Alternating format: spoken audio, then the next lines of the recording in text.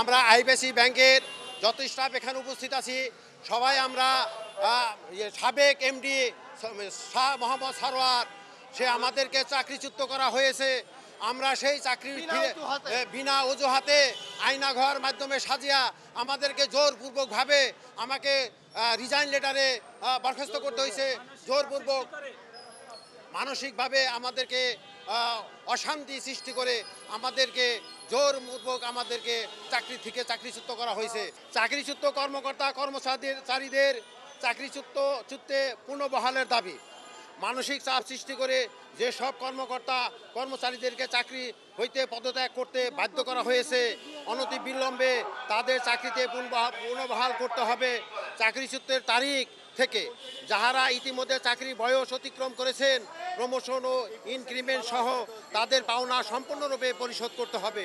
দুর্নীতিবাজ প্রাক্তন এমডি তথা বর্তমান অ্যাডভাইজার শাহ আলম সারোয়ার ও তার দোসরদেরকে চাকরিচ্যুত করে বিচারের সম্মুখীন করতে হবে। যেসব কর্মকর্তা কর্মচারী দীর্ঘদিন যাবৎ প্রমোশন পান নাই তাদেরকে উচ্চতর গ্রেডে প্রমোশন দিতে হবে। পারফরম্যান্স বোনাস বাতিল করে প্রত্যেক কর্মকর্তা কর্মচারীকে তাদের বেসিক স্যালারির গণিতক হিসাবে বার্ষিক প্রফিট বোনাস দিতে হবে। এসিআর এপিএ বর্তমানে প্রথা বাতিল করে বাংলাদেশ ব্যাংকের স্ট্যান্ডার্ড অনুযায়ী বার্ষিক পারফরম্যান্স নির্ধারণ করতে হবে। প্রমোশন পারফরম্যান্স লিখিত পরীক্ষার মাধ্যমে মেধাবীদেরকে প্রমোশন দিতে হবে, তবে প্রতি 5 বছর অন্তত একটি প্রমোশন দিতে হবে। দুর্নীতির সাথে যেসব এক্সিকিউটিভ অফিসার জড়িত সেসব চাটুকার দুর্নীতিবাজদের চাকরিচ্যুত করতে হবে। ইচ্ছাকৃত ঋণ খেলাপিদের ঋণ পুনঃতহবিল করা যাবে না এবং ঋণের সুদ মওকুফ করা যাবে না। খেলাপি ঋণ দ্রুত আদায়ের ব্যবস্থা করতে হবে। ব্যাংক কর্মকর্তাদের মাঝে যে ভয়ের সংস্কৃতি চালু হয়ে রয়েছে তা দূর করে ব্যাংকে স্বাধীন সার্ভিস তথা কর্মচারী বান্ধব গড়ে তুলতে হবে। আইবিসি ব্যাংকের চাকরিচ্যুত কর্মচারী কর্মবৃন্দ চাকরিচ্যুত করা হয়েছে জোরপূর্বক আমাদের রেজিগনেশন লেটারে সাইন নিয়ে আমাদেরকে রিজাইন মানে ওদের টাইপ করা রিজাইন লেটার এনে আমাদেরকে ডেকে এনে সাইন করে আমাদের চাকরিটা থেকে রিজাইন করানো হয়েছে। তার আগে আমাদেরকে যাদের চাকরি একটু বেশি দিন হয়ে গেছে 20 বছর 25 বছর 22 বছর 15 বছর ওদেরকে নানাভাবে তারা বিভিন্ন রকম মানে টর্চার করত এবং তাদেরকে আমাদের এই সারোয়ার শাহ সারোয়ার উনি আসার পর থেকে আমাদের ব্যাংকে যত অনিয়ম শুরু হয়ে গেল, যত রকমের চামচামি যারা করতে পেরেছে, যারা দালালি করতে পেরেছে তারা অনেকগুলি প্রমোশন পেয়েছে। আর আমাদের প্রমোশন আমরা যারা একনিষ্ঠ কাজ করতাম এবং এই সময়ের মধ্যে যেতাম না আমাদেরকে নানানভাবে আমাদেরকে মানে ডাউন করার জন্য তারা বিভিন্ন রকম চিঠিপত্র মানে কাজের প্রেশার বাড়াতো, ইনক্রিমেন্ট বন্ধ করে দিছে। আমাদের লুৎফুর রহমান বাদল সাহেব আমাদের সাথে কথা বলেছেন, আমার সাথে ওনার কথা হয়েছে।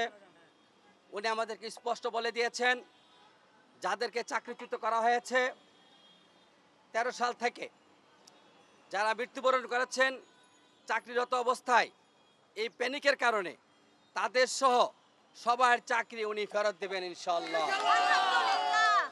ততদিন আমাদেরকে আইএফএসি ব্যাংক পাহারা দিতে হবে। আমরা আইএফএসি ব্যাংকের সামনে অবস্থান নিব শান্তিপূর্ণভাবে। বাদল স্যার আসার আগ পর্যন্ত আপনারা এখানে যারা আছেন সবাই শান্তিপূর্ণভাবে এই ব্যানার সহকারে প্রত্যেক দিন আমরা আইএফএসি ব্যাংকের সামনে অবস্থান করব। আইএফএসি ব্যাংকের পাহারাদার আমরা আইএফএসি সৈনিক, আইএফএসি ব্যাংক পাহারা দিব। বাদল স্যার আসার পরে আমাদেরকে পুনরায় নিয়োগ পুনর্বহাল করা হবে। যারা by this time heart attack করে মারা গেছেন, যারা মারা গেছেন তাদেরকে ক্ষতিপূরণ দেওয়া হবে। সমস্ত কিছু বাদল স্যারের সাথে আমার কথা হয়েছে, উনি বলেছেন এবং আমরা এখানে মনে আসার পর্যন্ত অবস্থান করব। বাদল স্যারের সাথে আমার কথা হয়েছে। এখন আপনাদের কাছে বাদল স্যার তো বিদেশ, শর্ট টাইমে চলে আসতেছেন। আমার আপনাদের কাছে বিনীত অনুরোধ, আমরা আগেও অ্যাপ্লিকেশন দিয়েছি চাকরি পুনর্বহালের জন্য, অনেকে দেন নাই। আপনারা সবাই, আমরা ডেইলি এখানে অবস্থান করব। আমরা যারা সমন্বয়কারী আছি 5-6 জন, প্রত্যেক দিন আমরা এখানে অবস্থান করব, শান্তিপূর্ণভাবে আমরা অবস্থান করব এই ব্যানার নিয়ে আইএফএসসি ব্যাংক রক্ষা করার জন্য। ওনার সামনে, আমাদের সামনে কথা হয়েছে, উনি তাকে বলেছেন যে আপনাদের যে চাকরির বিষয়, এটা ওনারা আসার পরে প্রথম বোর্ডে আপনাদের এই জিনিসটা ওনারা বিবেচনা নিয়ে আপনাদেরকে চাকরিগুলি ফিরিয়ে দিবেন।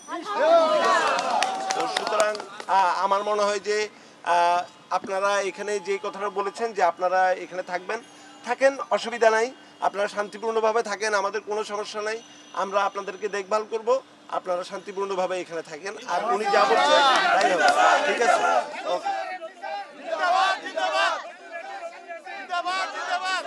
এখন